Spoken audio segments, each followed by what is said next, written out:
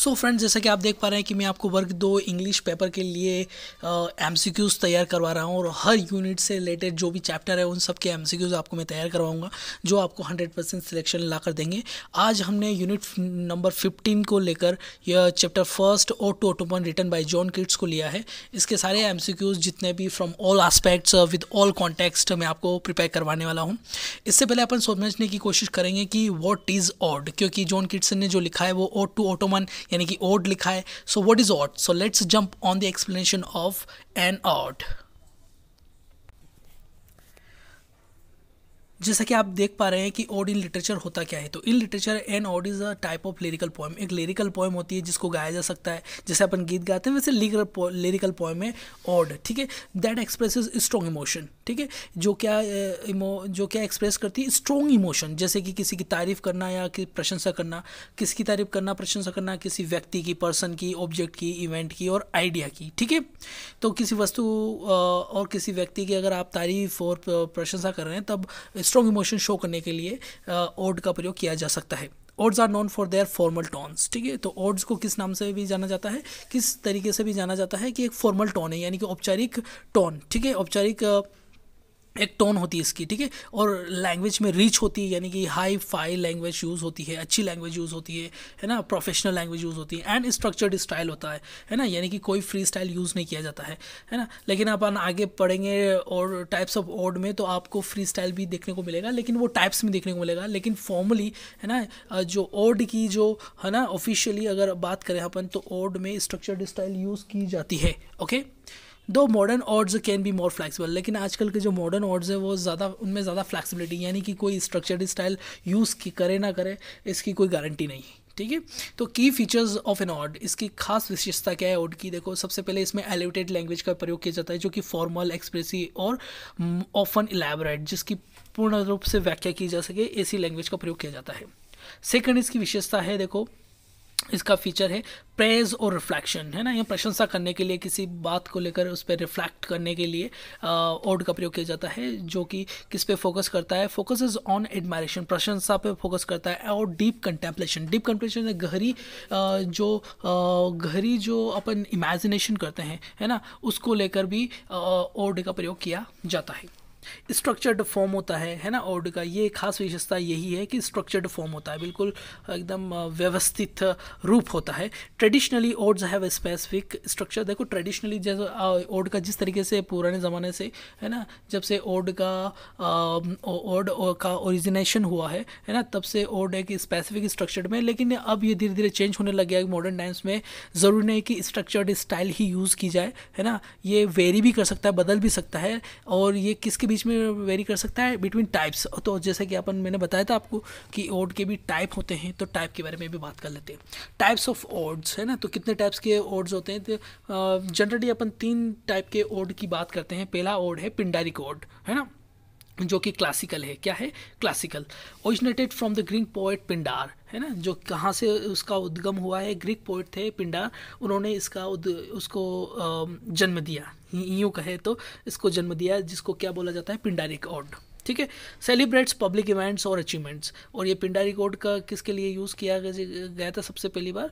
ये public events और achievements और उपलब्धियाँ, है ना, और पब्लिक इवेंट्स जो भी होते थे, जो पब्लिक इवेंट्स होते हैं ना, है ना, जैसे कि ओलंपिक्स वगैरह करवा दिए, है ना, वर्ल्ड कप करवा दिए, इस टाइप के इवेंट्स के लिए यूज़ किया जाता था पिंडारिक ओड, ठीक है। तो पब्लिक इवेंट जितने भी होते थे उनमें पिंडारिक ओड का प्रयोग पोएट्स करते थे अपनी राइटिंग में। ओके, जैसे कि ओलंपिक विक्ट्रीज, है ना, कोई जीत हासिल कर ली ओलंपिक्स में, तो तब भी ओड लिखे जाते थे।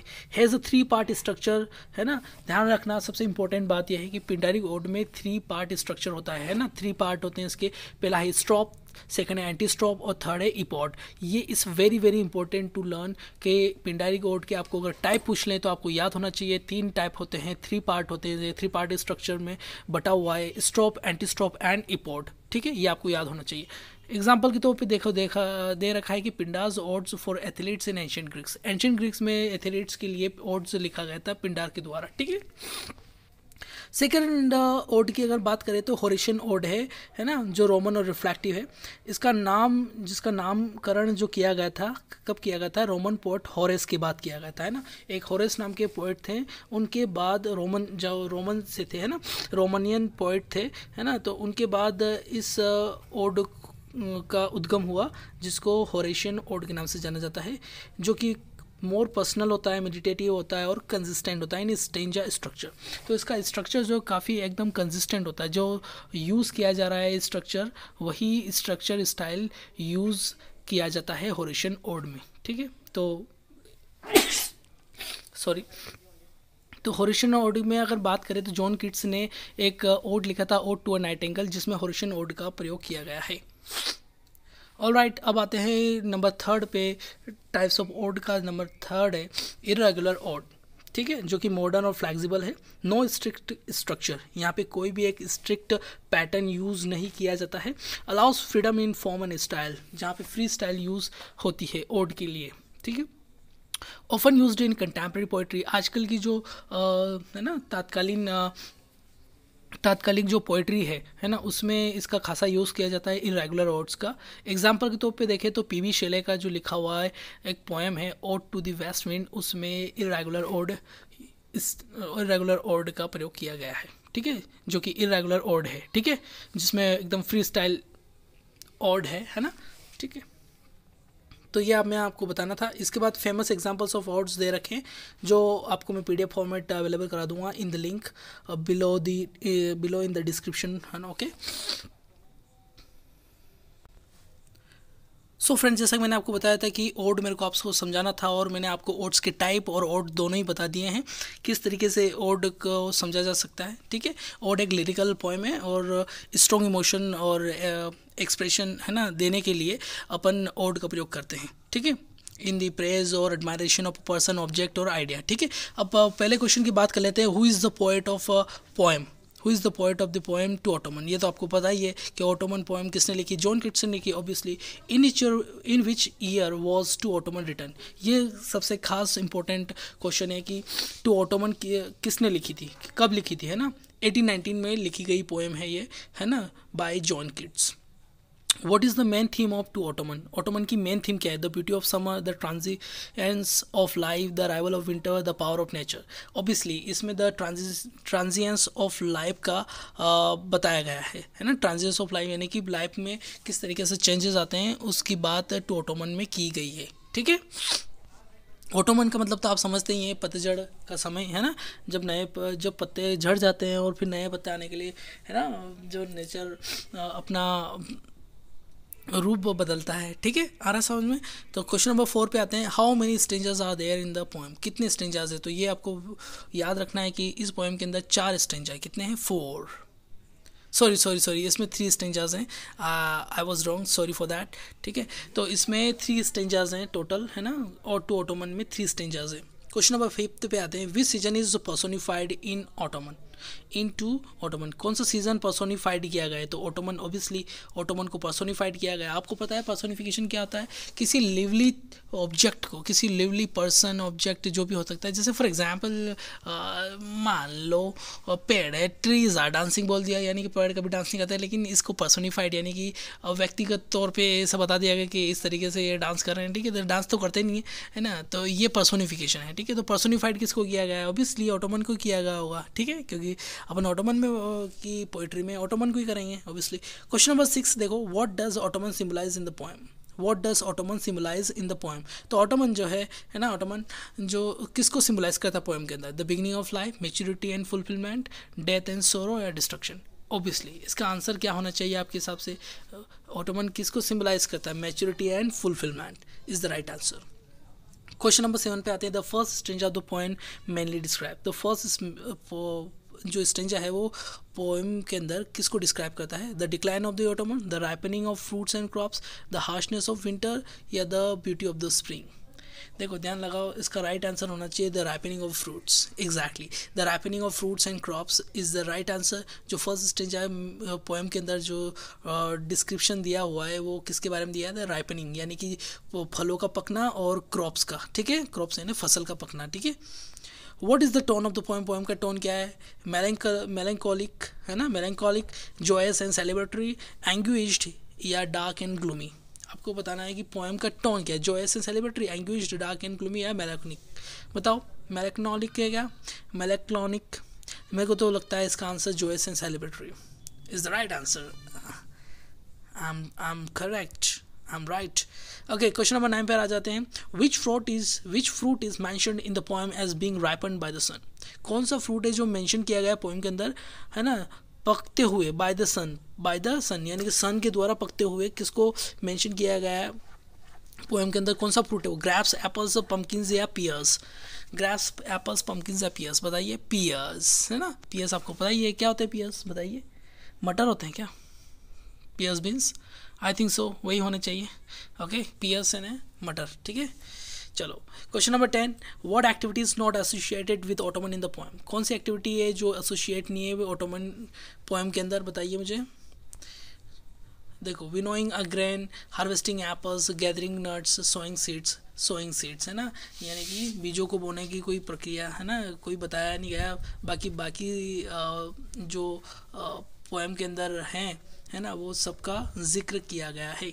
विनोइंग ग्रेन्स है ना, और हार्वेस्टिंग एप्पल्स, गैदरिंग नट्स है ना, लेकिन सोइंग सीड्स, बीजों को बोना नहीं बताया गया है। Which sense is most emphasised in the poem? कौन से सेंस को सबसे ज़्यादा जोर दिया गया है, कौन से सेंस, कौन से भाव के ऊपर सबसे ज़्यादा जोर दिया गया है पोएम के अंदर? Sight, hearing, smell, taste. Sight, किस पे ज़्यादा ध्यान दिया गया? साइट पर, यानी कि नज़र पर। साइट माने नज़र, ठीक है। अब सबकी नज़र अलग अलग होती है, ठीक है, सबका नज़रिया अलग अलग होता है, उसी को लेकर पोएट जो है बात कर रहे हैं, ठीक है। ओके, अब क्वेश्चन नंबर 12 पे आते हैं। What does the poet say autumn conspire with? What does the poet say autumn conspire with? तो the birds, the sun, the moon and the clouds. बताइए कौन से पोएट ने क्या कहा है, ऑटोमन किसके साथ कंस्पायर कर रहा है, ठीक है। ऑटोमन किसके साथ साजिश किसके साथ कर रहा है? द सन के साथ। किसके साथ? सन के साथ, ठीक है। In which part of the day does the third stranger take place? In which part of the day, यानी कि डे के अंदर कौन सा जो पार्ट है, आफ्टरनून, मॉर्निंग, इवनिंग, उसमें थर्ड स्ट्रेंजर जो है ना, थर्ड स्ट्रेंजर में बात की गई है वो है इवनिंग, ठीक है।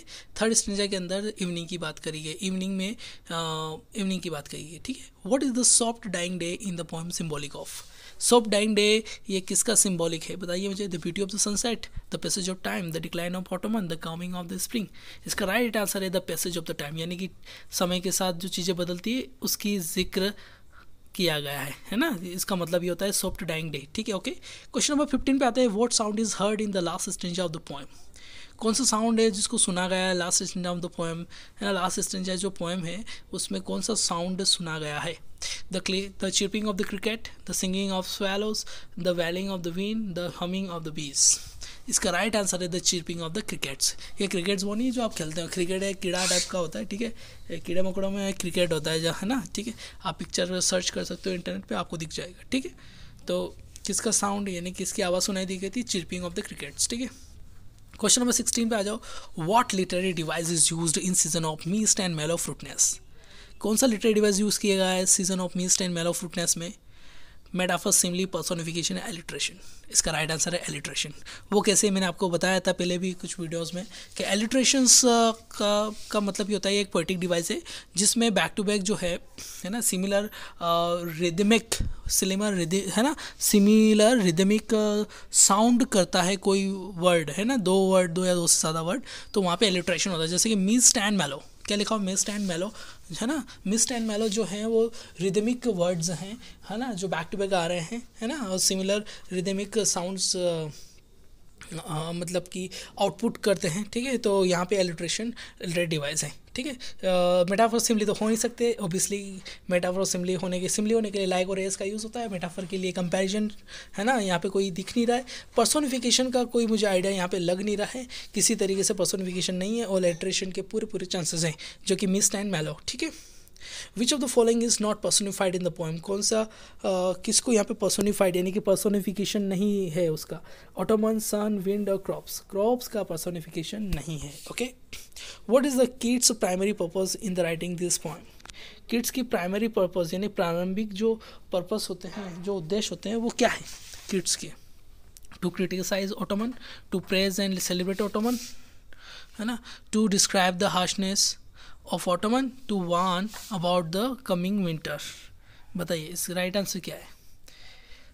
इसका राइट आंसर to praise and celebrate autumn, ठीक है, यानी प्रशंसा और इसका उत्सव मनाना किसका? ऑटोमन का। ये प्राइमरी यानी कि प्रारंभिक उद्देश्य है किसका? किड्स का। ऑब्वियसली यही होना चाहिए, जैसा कि अपन ने पोएम देखी है ना। Which poetic form is to Ottoman written in? कौन सा फॉर्म है? ऑब्वियसली ओड ही होगा, ओड टू ऑटोमन पढ़ा आप लोगों ने, ठीक है। तो कौन सा पोएटिक फॉर्म यूज़ किया गया है? ओड, ठीक है। और ओड क्या होता है मैंने आपको अच्छे से बताया। ओड एक लिरिकल पोएम है और ये स्ट्रॉन्ग इमोशंस एक्सप्रेस करने के लिए प्रयोग की जाती है, ठीक है। और 3 इसके टाइप्स होते हैं। पहला है पिंडारिक ऑड, सेकंड है होरेशियन ऑड और थर्ड है इर्रेगुलर ऑड, जो कि आपके दिमाग में फीड हो जाना चाहिए, ठीक है। क्वेश्चन नंबर 20 पर आते हैं। What is the rhyming scheme of each stanza in to autumn? ठीक, राइमिंग स्कीम बताना है ऑटोमन के अंदर। बताइए इसकी राइमिंग स्कीम है AB CD ED CCE। ये इसकी राइमिंग स्कीम है जो कि आपको याद करनी चाहिए, ठीक है। और आपको याद हो भी जाएगी क्योंकि आपके एग्जाम से और आपके दिमाग की जो बत्तियां हैं वो काफ़ी तेज हो गई होगी, ठीक है। तो आपको ये राइमिंग स्कीम याद करना है ना। How does Keats depict autumn in contrast to spring? ठीक है, तो how does Keats depict, Keats किस तरीके से दर्शाता है ऑटोमन को, है ना, इन कॉन्ट्रास्ट यानी कि उसके परस्पर विरोधी, है ना, टू स्प्रिंग, स्प्रिंग के परस्पर विरोधी कैसे दर्शाता है बताओ? As less beautiful than spring, as equally fulfilling but different, as dull and lifeless, as destructive. तो जो किड्स हैं वो किस तरीके से ऑटोमन को इन कॉन्ट्रास्ट स्प्रिंग को शो करते हैं? As equally fulfilling but different, ठीक है। हाँ, वो इस किसी का ये खंडन नहीं कर रहे हैं, बल्कि ये बता रहे हैं कि हाँ फुलफिलिंग है, बहुत अच्छा है, लेकिन थोड़ा अलग है, लेकिन थोड़ा स्प्रिंग अलग है ना। ऑटोमन फुलफिलिंग भी है, स्प्रिंग भी फुलफिलिंग है, लेकिन ऑटोमन जो है वो स्प्रिंग से थोड़ा क्या है, डिफरेंट है, ठीक है। What does kids suggest about life through the poem? Kids life के बारे में क्या सुझाव देते हैं, है ना, पोएम के through? That all life is suffering, that each stage of life has its beauty, that only youth is worth celebrating, that old age is meaningless. तो जो किड्स हैं वो क्या सुझाव दे रहे हैं कि that each stage of life has its beauty, यानी कि लाइफ की कोई सी भी एज हो वो उसकी अपनी सुंदरता है, ठीक है। Question number 23, which sound is associate with the end of the poem? कौन सा साउंड है जो एसोसिएट है ना, जुड़ा हुआ है पोएम के लास्ट में? The buzzing of the bees, the singing of swallows, the bleating of sheep, the roaring of the sea. तो राइट आंसर है the singing of swallows, the singing of swallows. Question number 24 पे आ जाते हैं। What contrast is subtly suggested in the poem? कौन सा contrast है जिसका सुझाव दिया गया बिल्कुल बारीकी से पोएम के अंदर? तो youth versus old age, Ottoman versus winter, Joy versus सोरो, लाइट वर्सेस डार्कनेस। तो इसका राइट आंसर है यूथ वर्सेस ओल्ड एज, ठीक है। व्हाट इज द, जैसे कि मैंने आपको बताया पोएट जो है वो किसके बारे में बात कर रहा है कि each stage of the age should be celebrated, must be celebrated, ठीक है। तो हमारी जैसी भी एज है, जिस भी एज में हम बच्चे हैं, बूढ़े हैं, जवान हैं, तो हमें उस एज को सेलिब्रेट करना चाहिए, है ना कि उस पर चिंता करना चाहिए कि ये प्रॉब्लमेटिक है, ठीक है। सब जो स्टेजेस होती है लाइफ की वो अच्छी होनी चाहिए, उसे सेलिब्रेट करना चाहिए। What is the major, next question 25 पढ़ लेते हैं। What is the major characteristic of Keats poetry reflected in to Ottoman? कौन से मेजर कैरेक्टरिस्टिक, कौन से बड़े से बड़े गुण जो है किड्स की पोएट्री में रिफ्लेक्ट किए गए इन पोएम के अंदर to the autumn? Political themes, romantic imagination and nature's beauty, dark and gothic imagery, focus on war and heroism. तो इसका राइट आंसर है romantic imagination and nature's beauty. Obviously nature's beauty के बारे में बात की गई है, ठीक है। तो इस तरीके से आपके एमसीक्यूज खत्म होते हैं और I hope you will give them too much damn to learn and get selected in the exam. I hope you will get selected in the exam finally, all the best for the next let's meet in another video. Till then, goodbye, take care, and thank you so much.